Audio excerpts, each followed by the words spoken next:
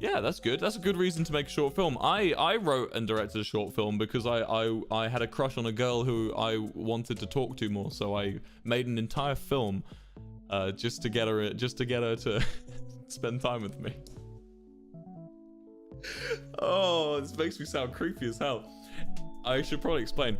When I was 17, there was a girl I really liked in my history class. And I was kind of a bad boy in history. In history, I was the bad boy, right? Not in the way that I was like, you know, went smoking and shit. I was like the soft boy bad boy. I would like show up late and would always be like held after class because I wasn't listening and shit. Which is funny because I was like, I was really good at history. But in my history class, there was this girl who sat next to me.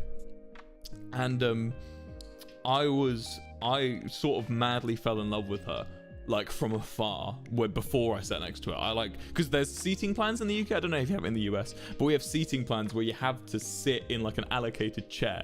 And I was like sat other end of the room on my own because I was too fucking disruptive. They sat me on my own away from everyone so I wouldn't disrupt them, right? And there was this girl across the class, and like my chair pointed perfectly in her direction. So I had basically this excuse to just, while I was doing my work, just kind of glance up and just sort of just, I thought she was so gorgeous, man. I was madly in love with her from like across the fucking room. I never said a word to her. I never fucking made her uncomfortable or spoke to her. I wouldn't have had the confidence anyway, don't worry. But like, it wasn't like a creepy thing. It was just, I just decided she was I wanted her. I want that one. I want her to be my girlfriend, please. You know, like I just sort of chose her. And over a bit of time, they wanted us to they readjusted this seating like pattern that everyone was sat in, and I was late to class again, and I showed up 20 minutes late and walked in, at which point my teacher was like, right, Will, you're late. You've missed the seating plan. We've changed up the seating plan. You've missed it. You've got to come to the front and get the seating plan to see where you're sat next to next. And I was like, oh fuck, okay, well at least I'm not sat on my own anymore. I walk up and I look on the fucking sheet and I run my finger along, and I'm sat right next to her on like this table of like 3 of us, right? It was me, her, and someone else. And I am sat next to her, and I go and sit next to her, and every opportunity I have, I'm fucking starting conversation. I'm just like, while the teacher's talking, I'm just like, so what are you into? I'm just like, I am desperately trying to find some kind of conversation point. I get told off and told to shut the fuck up by the teacher so many times. And I'm just trying to start this conversation with her.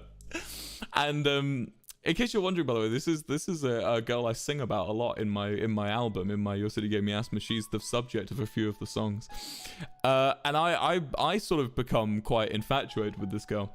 And she tells me she's really into acting. That's something I can tell. And what she keeps telling me, I want to say as well, one time, I remember very clearly, I used to sort of to be like quite flirty. I used to like draw pictures in her book while she wasn't looking, like her workbook. I used to like doodle in the corner like little pictures of stuff. I'm good at drawing dogs and rabbits and nothing else, so I would just draw dogs and rabbits in the corner of her book. And one time when I was revising, studying through my history book, I saw a heart in the corner of my book. Mans was like, what? I was like, holy shit. I was like, holy shit, was that her? I don't know to this day if it was her. But anyway, I was freaking out. But anyway, she after class one day, I went to her and I said, hi, so, I don't know if you know, I'm a bit of a filmmaker. I was like, I'm making a short film. It's a romance film. I'm looking for an actress to be in it. It's gonna go into this contest for for the BBC. It was like a BBC short film contest. I was wondering if you wanna be in my short film. And she said, yeah, okay. She was like really chill about it, like, yeah, okay. And I was like, oh, cool. She was like, yeah, send me the script tonight. And I was like, yep. And I ran home because I had not written a script. So I ran home, and in the span of about 7 hours, I stayed up all night and I wrote a script for a short film. And I wrote the entire thing from scratch. And I came into school the next day. Oh, Ella, thank you for the 10. I came into school the next day and I gave her the script. I handed it to her and I was like, this is the script for my film. I'm a big fan. I spent so long on this. And she was like, oh, cool. And she looked through it. She was like, right, okay. So there's 2 characters. She was like, so what, do you know who's the other guy in it? And I was like, oh, fuck. And so I went to all my friends. I was like, can one of you pretend to be an actor, please? Can one of you be in my film? And I went out to the recording session. I brought fucking Jack from Soot House along. And and he did the sound. He was like the boom operator. There's pictures of us. And me and Jack was just brilliant. Jack was always there for me and doing stuff like that. He was wonderful. And like we did this entire film. And I remember towards the end of the film, I was basically decided, right, we're getting to the point where I need to ask her if she wants to like have a drink or something, you know. So I say to her, I'm like, hey, by the way, after this, do you wanna go out and get something to eat, you know, in town? And she goes, yeah, I'd love to. And I'm like, yes. She goes, yeah, I'd love to.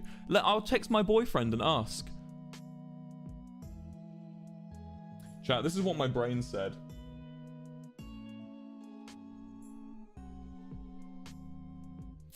My brain went like that. And I went, okay, sure. I went, yep, that's fine. That's absolutely fine. I was so sad. I was so miserable that I didn't check. And I remember because we had like 3 more days of shooting.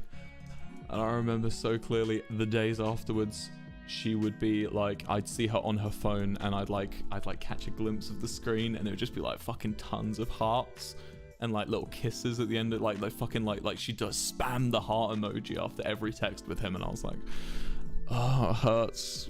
My chest hurts. I was sad little. It's Jared. It was not Jared. Don't worry, chat. It had a happy ending. Chat. And then a sad ending.